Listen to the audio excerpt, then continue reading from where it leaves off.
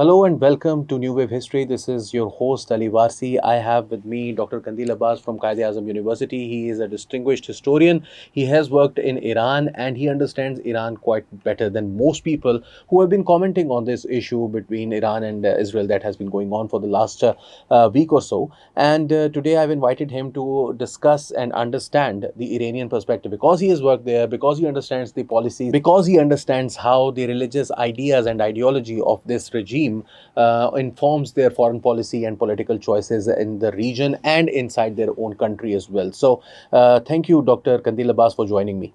Thank you very much. Dr. Saab, right now there is a conflict brewing in the Middle East, and Israel and Iran have exchanged blows for over 1 week now. And the things right now we are looking at maybe looking at an off ramp that is there because the U.S. president has said that he is going to take a few days time in deciding whether he wants to join the Iran-Israel war. So we thought that it might be a good time to discuss with you whether this this conflict could go completely out of hand or not. Uh, can you please give us kind of an Iranian perspective?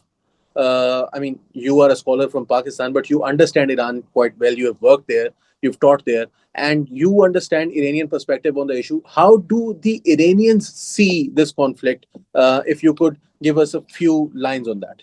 Ali, thank you very much for having me. In fact, this is very dangerous conflict in the Middle East, and that conflict is not only now Middle Eastern conflict, but it can influence peace in the other regions as well, and international peace as well, because Israel is involved in illegal activities in the Middle East during last 7 decades, and its existence is in fact illegal existence because they occupied land of Palestinians and they established their Zionist state in Palestine. So right from the beginning they had conflict with Arab states, and they occupied lot of land of neighboring countries, and they had wars with Arabs, particularly Six-Day War. And during all these conflicts, Israel enjoyed U.S. Support and support from European countries. So after Iranian Revolution in 1979, that conflict has emerged in a different dimension, because from this period Iran started to oppose existence of Israel as a cancerous tumor, because it was announced by Imam Khomeini that Israel is a cancerous tumor and it must be eliminated from the map of the world. So, based on that, this conflict started, and uh, following this perspective, Iran started to extend its aggressive policies against not only Palestinian, also against regional countries. But they started to manipulate Iranian nuclear program during last 2 decades, and they are claiming that Iranian nuclear program is for nuclear weapon. On the other hand, Iranian perspective is that our nuclear program is for peaceful purposes, and they signed NPT, and their program is under the supervision of International Atomic Energy Agency. And based on their NPT signs, inspectors of Atomic Energy Agency are appointed in Iran in different nuclear installations, and they even installed their sensors in different installations, and they are supervising that Iranian enrichment must not exceed their certain level, that is 3.67. And that was in fact decided in JCPOA, that was signed in 2015. But the question is for Iranian that Israel is opposing Iranian nuclear program. But they question why Israel should have a nuclear weapon, and why they have not signed NPT, and why they are not allowing inspectors of IAEA, and all the major powers are supporting Israel in this regard, but they are not allowing Iran for even peaceful nuclear program. This is the main perspective. This is the main perspective. But Dr. Saab, can you please explain why Iran was willing to accept the JCPOA in 2015, but in 2025 the negotiations have fallen apart in the past. Now they have begun again. We don't know where they're going, but uh, Iran had so far refused to accept what Trump was offering or the Americans was telling them to do. So why have the Iranians? What is the difference between the 2015 agreement and 2025 agreement that have been offered to Iran?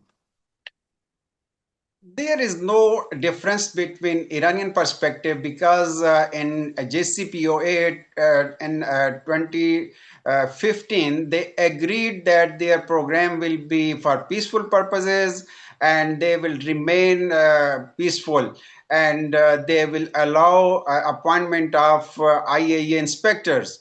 But we know that in 2018, Donald Trump unilaterally withdrew from this JCPOA.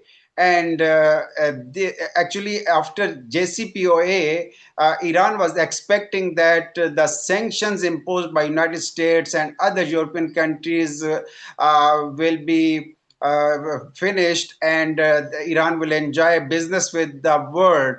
But they have not fulfilled their promises. But and similarly, Iran was expecting that after Iranian revolution, their assets were freezed in different European countries, particularly in United States, and that assets must be defreezed.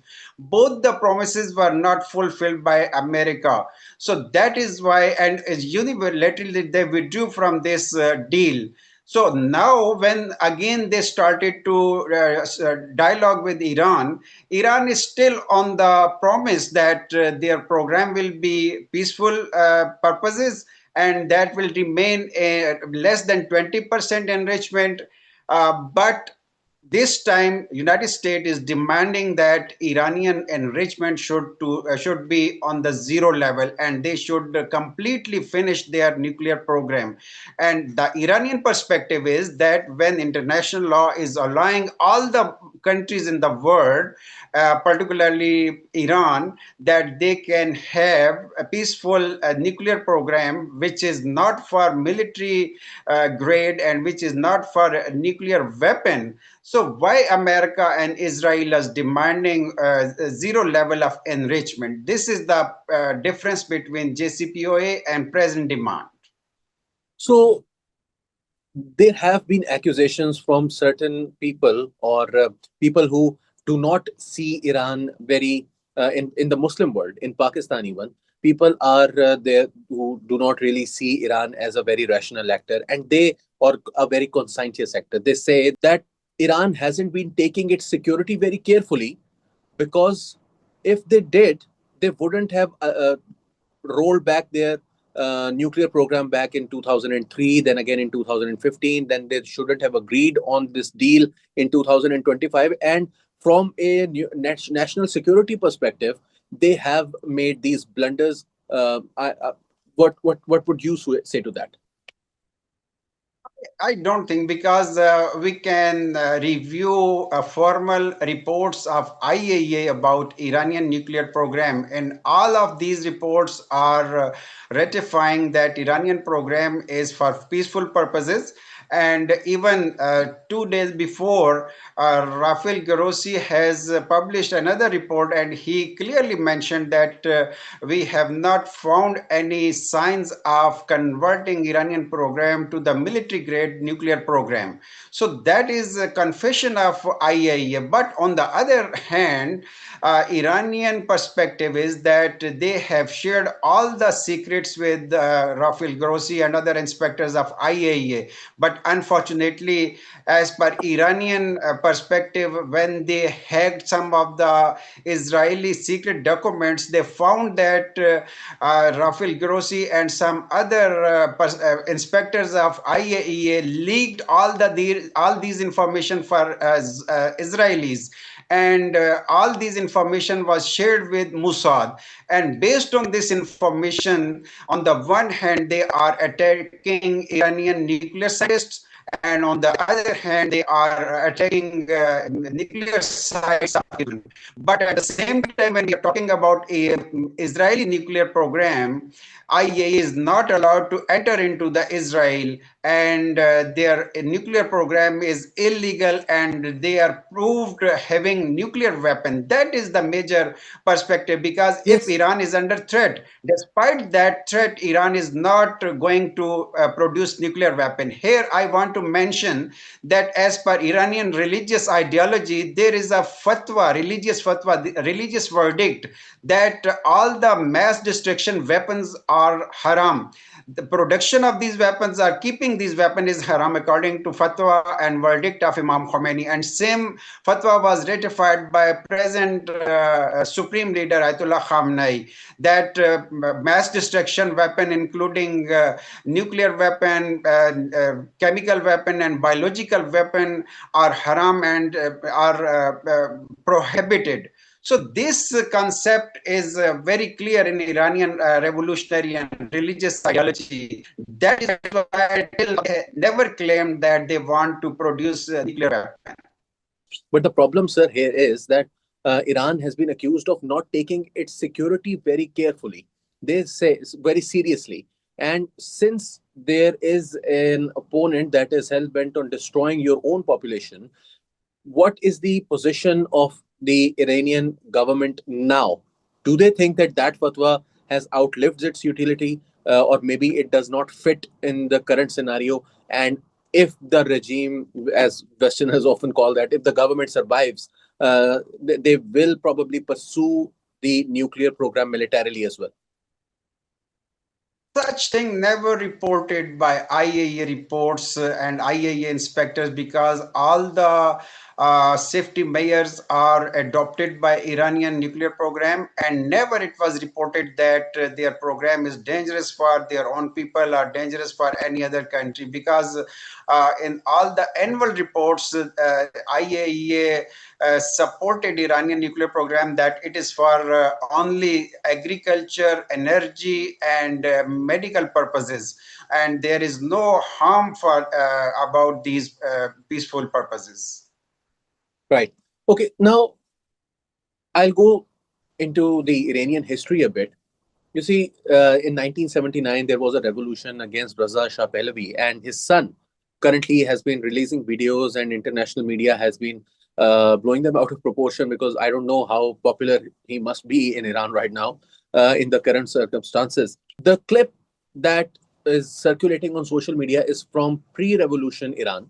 Raza Shah Pahlavi, in an interview, says that he wants to pursue the nuclear capability for Iran militarily as well, because Israel, he says, is fast becoming a hegemon in the region, and he thinks that this is a national security problem for Iran as well, and it might turn into a national security problem for Iran. So, don't you think that this policy is more in line with the current global geopolitical situation? If Iran had this nuclear deterrence, it might have not been attacked by Israel with such impunity. I think before Iranian Revolution, the whole geopolitical and geostrategic environment was different, because during Cold War era, Pakistan, Turkey, and Iran were frontline states, and all these three states were supported by America and Western countries to confront with the Soviet influence in the region. That is why they supported their military power, their nuclear power, and even their economic power. They signed CETO and CENTO, and they were aligned with each other. For all these alignments were for Western perspective. and they were even iron wall against the influence of socialism and communism in the region. But soon after Iranian revolution, Iran converted from pro-Iranian to anti-Iranian entity in the region, and they started to blame America that they are interfering into the internal affairs of Iran, because in 1953 they have clear evidence that CIA executed a coup in Iran against Mohammad Mossadegh. He was very popular prime minister in Iran, and they changed his regime. And as per recent confidential documents which are declassified by CIA, they confessed and they accepted, yes, that plot was designed and executed by CIA as a regime change plot. So when they have been involved in such issues, and even soon after Islamic Revolution, American embassy in Tehran was also trying to hijack Iranian revolution, and they had certain evidences. That is why they went to American embassy, Tehran University students, and they captured those people who were known as spies in the American embassies. So that has created serious problem between United States and Iran, because at that time Iran demanded that United States should guarantee that they will never intervene into the internal affairs of Iran. But we saw that during last 46 years, on the one hand they imposed this very serious economic sanctions on Iran, and on the other hand they always supported anti-Iranian uh, groups and countries, and particularly Israel. And that is, in fact, double standard of United States.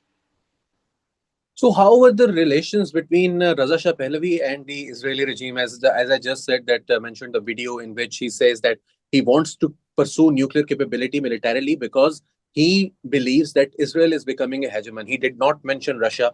He did not mention Soviet Union or any other countries. He specifically mentioned Israel. How were the relations pre-revolution between Iran and Israel? Um, at that time, Israel was having formal diplomatic relations with Iran. And right from the beginning, they were having embassy in Tehran, and there was no differences between Tehran and Tel Aviv at that time. I don't think his claim is true, because mainly he was aligned with Israel at that time, and he was considered as partner of United States and Israel in the region. And that was the main problem of Islamists, those who started revolutionary movement, because they were claiming that Raza Shah was aligned with Israel and America, and their revolution is Islamic revolution, but politically it is considered as anti-Israeli and anti-American revolution.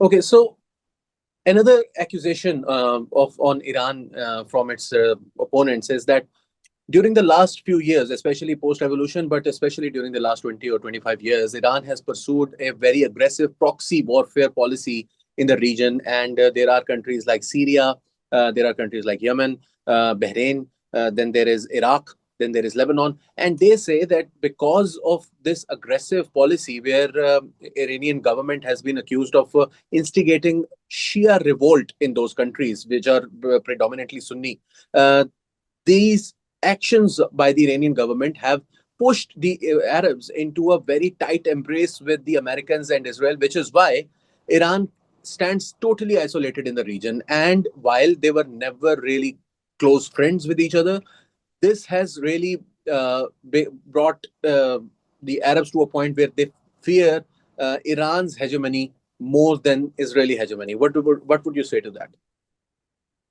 But to understand these things, I believe that we need to understand revolutionary ideology of Imam Khomeini, because soon after revolution he announced that we will export our revolution, and according to their academic documents, export of revolution means export of anti-imperialist ideology. not Shia ideology or not any particular religious ideology. That was in fact religio-political ideology, and Imam Khomeini announced that we will support and we will sponsor all those groups who are fighting against imperialism and particularly American imperialism.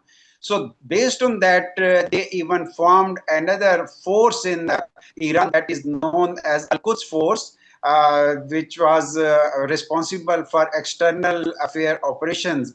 And based on that, uh, they started to support those groups which were anti-imperialist group. I believe that when America started to pressurize Iran through sanctions and they tried to isolate Iran, to confront with this American policy, Iran started to exert its soft power, and they started to support ideological partners, and based on that, they established several groups in the region, particularly in Lebanon, in Syria, in Iraq, in Yemen, and a lot of other countries.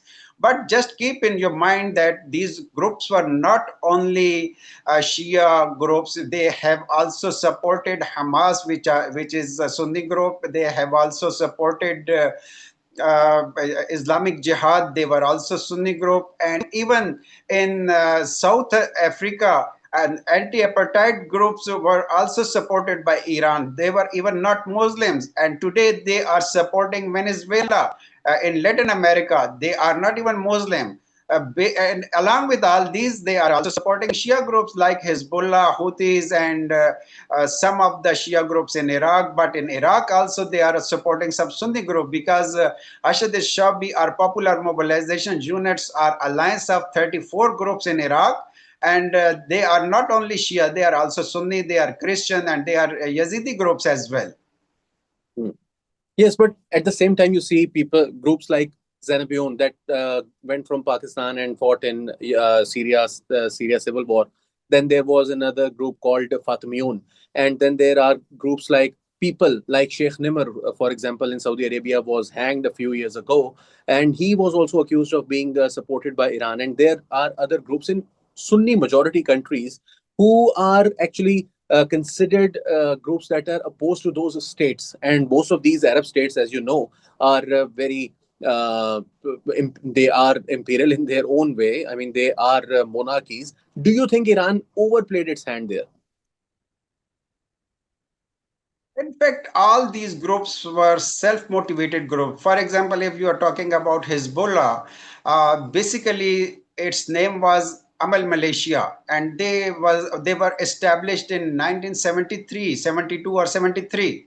So at that time, they were in fact providing training to those people who were involved in Islamic Revolution of Iran and movement of Islamic Revolution, because Islamic Revolution came in Iran in 1979 and Amal Malaysia was established in 1973.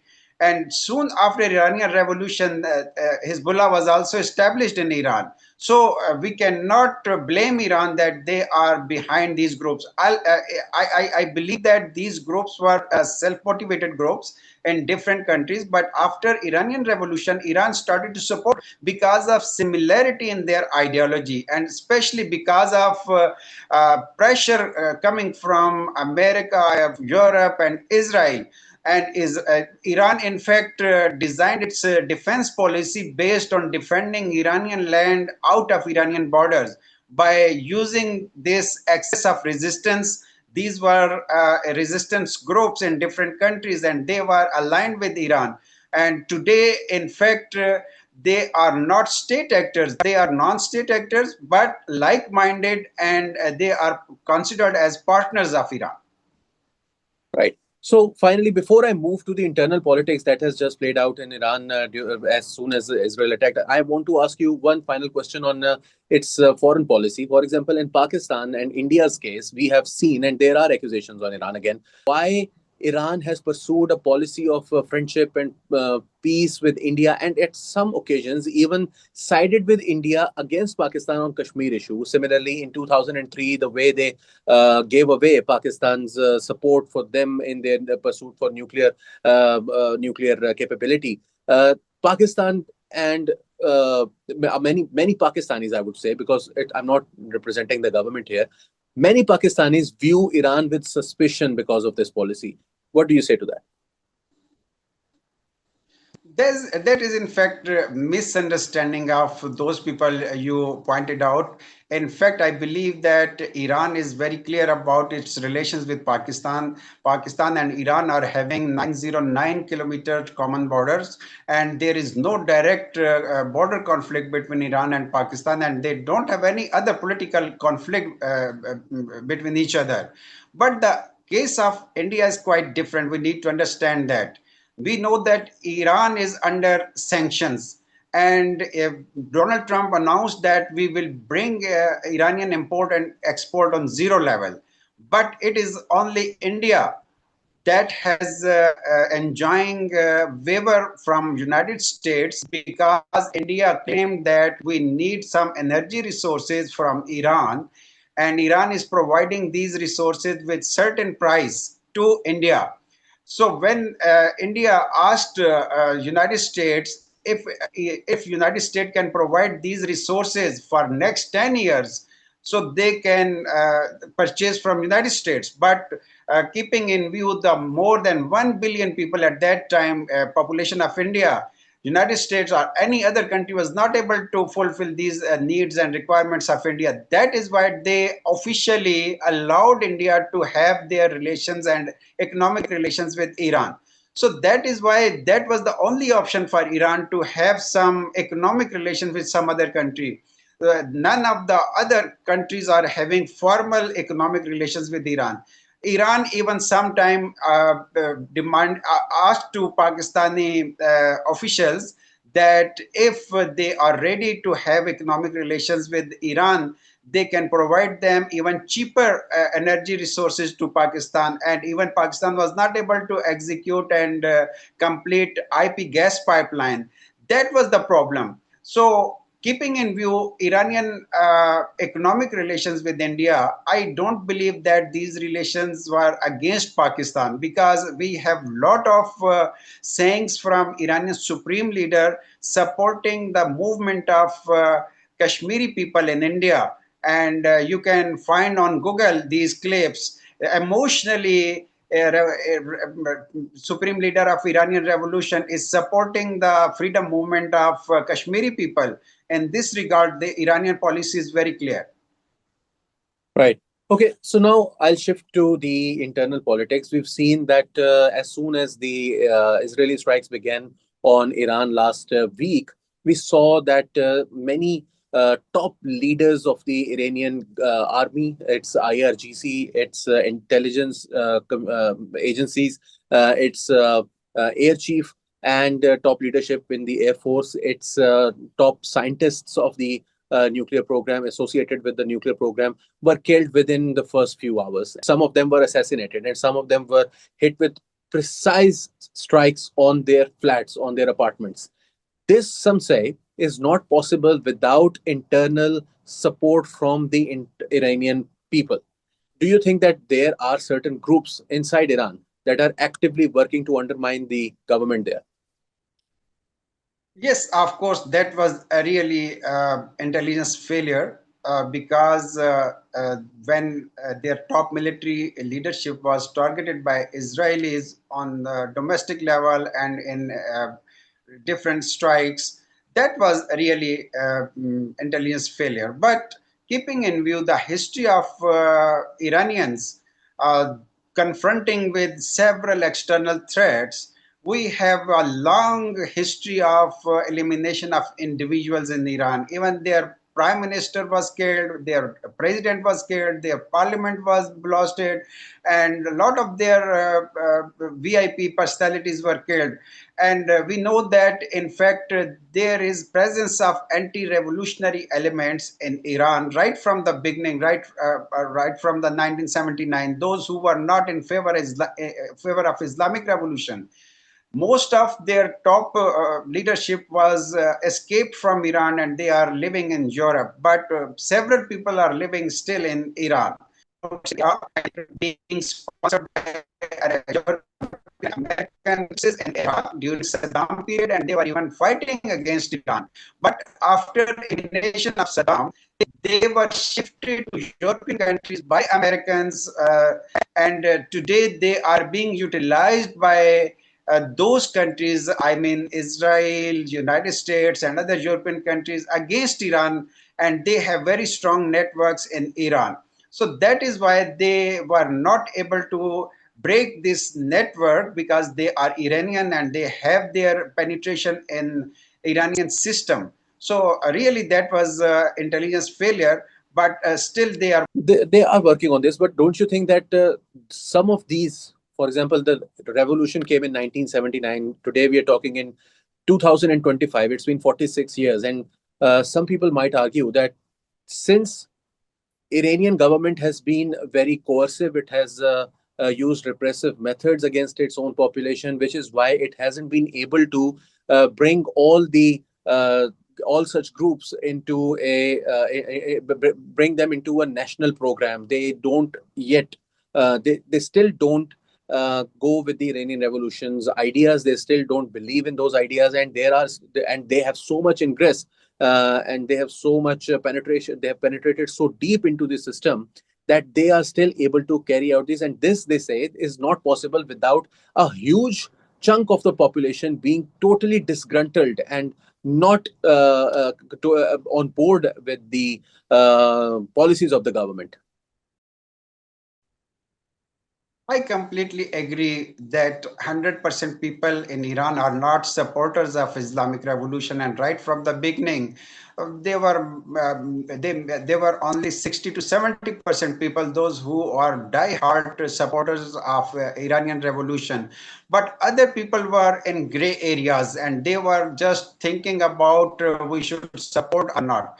But among those people, I think 7% were anti-revolutionary sentiments, and they were actually being utilized and manipulated by the United States and Israel.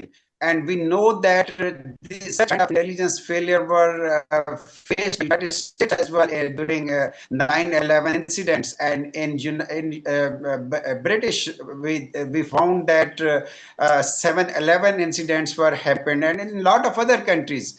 In Iran, same happened, because we know that United States usually approve millions of dollars to change the regime in Iran, and they are working on the regime change project in Iran during last 46 years, and they have in fact invested a lot of money in Iran, and they are supporting and sponsoring these groups.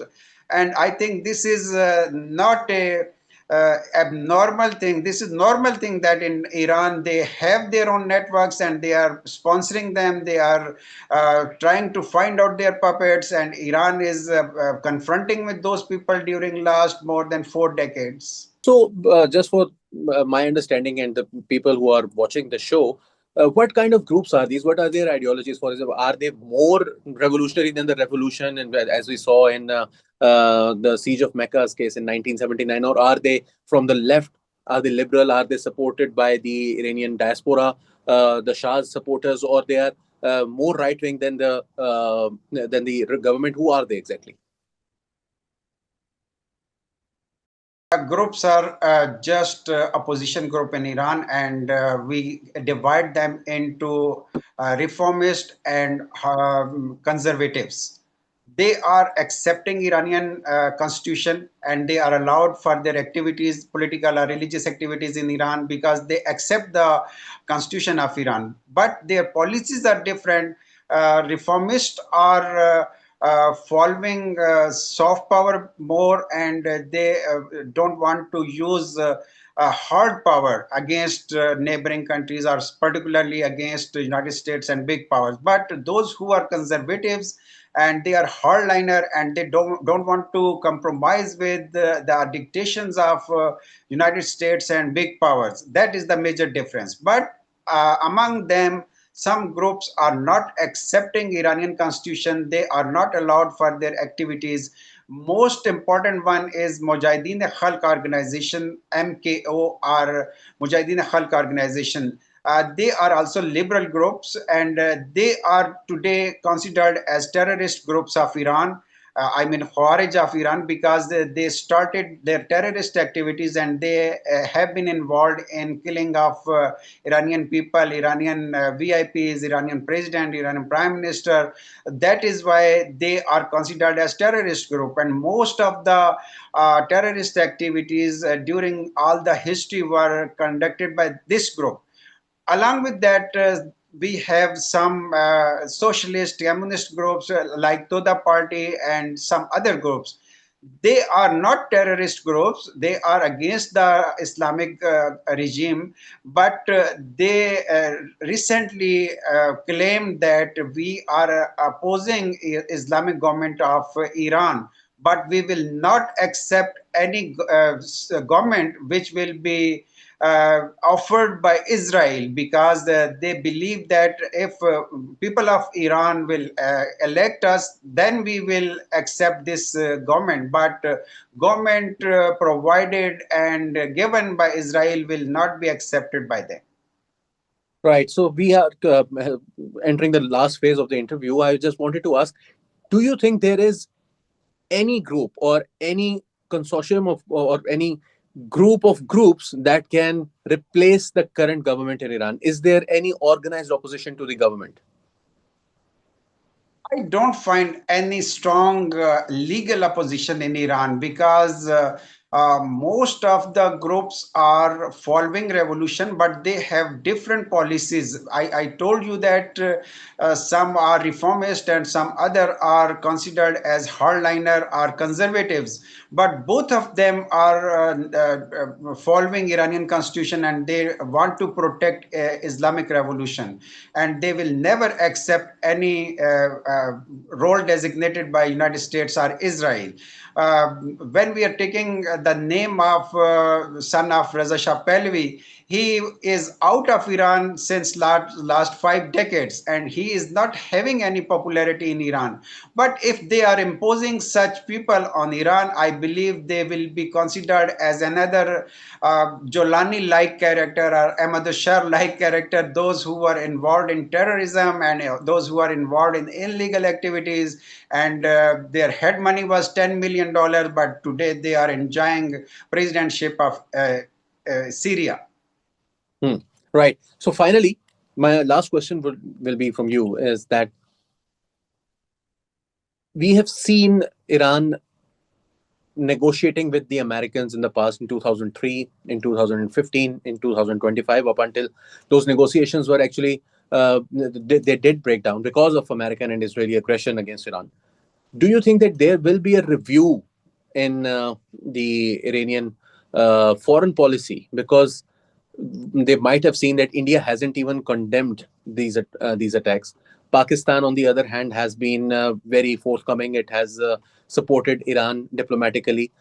Chinese have been offering some weapons to the Chinese, to the Iranians in the past, and they have denied, they have refused to accept those support, that kind of support from China in the past. Do you think that after this war, and if there is peace somehow and the regime somehow survives, do you think that there will be a reset and Iran will move closer to Pakistan and China compared to it is currently? First, just keep in your mind this time Israeli regime, survival of an Israeli regime is under question because they are seeking support from other countries. This time they were being hated back very seriously by Iran, and this time Netanyahu is not in Israel and he is hiding in Cyprus, and their top leadership is not in Israel. And the Haifa and Ben Gurion and Tel Aviv are converted into debris this time. But just we need to keep in our mind that in United States and in Europe, serious leaders, those who are having mature mind, they have reached to the conclusion that they don't want to pursue regime change in Iran because there is no strong opposition. That is why they want to accommodate with the same leadership, and Americans started dialogue with Iranian leadership, and they wanted to restrict them in a peaceful nuclear program. But this time, Israel played the role of spoiler, and they attacked Iran during the dialogue and during this process of deal. So that is showing that there are certain Zionist elements in Israel and in Washington, those who are pressurizing uh, Donald Trump that he should bring United States into the war. But I don't think that the United States will come into the war because there were promises of Donald Trump during election campaign that he will not involve United States in any other war, and he will not provide any opportunity to others to kill American forces. And that claim is actually, that promise is still in the mind of American people, and they are demanding that America should not involve itself in any other conflict, particularly against Iran. That is why from American side we have certain Republican congressmen and Democrat congressmen, those who are pressurizing today Donald Trump that America should not involve itself Israeli war. But on the other hand, that Zionist lobby is pressurizing Americans. This is actually now test for Americans. They still want to utilize a psychopath like Netanyahu and Modi for their regional plans, or they should use their mature elements and they should avoid pursuing dictation from those psychopaths. Yes, but do you think that there will be a reconsideration in Iran about Pakistan and China? Because you see, the Professor Victor Gao, who is very closely aligned with the Chinese government and is running a think tank in China in Beijing, and he has started appearing on Western TV channels during the last 2 3 days, and he has categorically said that if America enters the war, other nations might also enter the war, which is probably a threat or a warning that China might enter, and this has made Americans and the Europeans to rethink this entire thing. So, do you think that there will be a reconsideration in Iran about Pakistan and You China? know, you know that today Russian President Putin was asked that he is and he has an intention to support Iran. He replied that during last 2 weeks we have not received any military assistance request from Iranian partners, and we have a strategic agreement with Iran. If they will demand this, yes, we will consider it. But this time they have not applied or requested for that. On the other hand, Mr. Putin warned United States that they should not involve Washington in war. Chinese also warned Israel that they should stop war immediately because we have Russian scientists in Bushehr atomic plant, and they are working there. If they are attacking Bushehr, that will increase the level of war. Similarly, we have some request from United Kingdom as well that America should not involve itself into the war. These are main powers. But on the other hand, we have clear condemnation from Muslim countries, particularly Saudi Arabia, Pakistan, and some other countries, that Israeli aggression against Iran was openly condemned. And at the same time, in all over the Muslim world, we have an extreme level of hatred against Israel during last 2 years because of genocide in Gaza, and that hatred is still going on. That can be increased after after Israeli attack on Iran. I think this has this is showing that this time Iran is not isolated, and it is having on the one hand public support from all over the Muslim world, and even state support from Muslim countries, and that will restrict United States to involve itself into the war. If they are involving itself into the war, I think that will be very dangerous for a regional system, regional economy, and ultimately for international peace and stability. Thank you, Dr. Abbas, for your time and wonderful inputs. This is a tumultuous time. I hope that people who have been listening to this conversation would have learned a lot from what you have had to say on this issue. And these are events that are still unfolding. And we all hope that the next time we see you, there will be peace and a mutually agreed ceasefire between the two warring countries, because this conflict can really get out of hands and engulf the entire region. Thank you to the viewers. This is Ali Warsi signing off from New Wave History. Until next time.